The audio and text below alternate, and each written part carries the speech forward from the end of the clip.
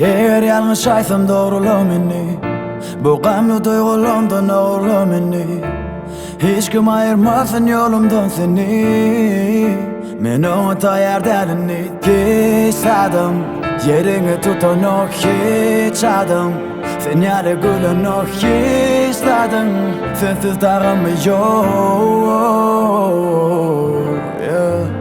Varmasa da dilim dur gitmedi bana.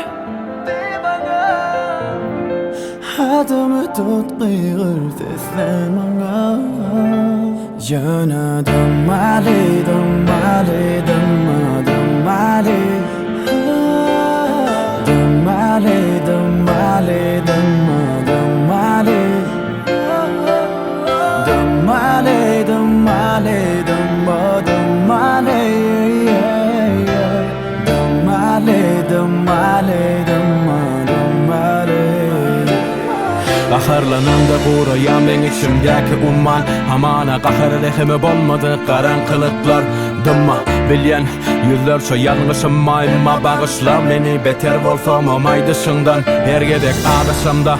Kelebek solaşan yarıp kere qarışımda. Men gözümü qamaştıryan güneşim ol bulutlan arasında. Sen menden yadasan da keten alasan da sen men önen yan yeke hakikatim. Varmasa da dilim dur gitmedi bana.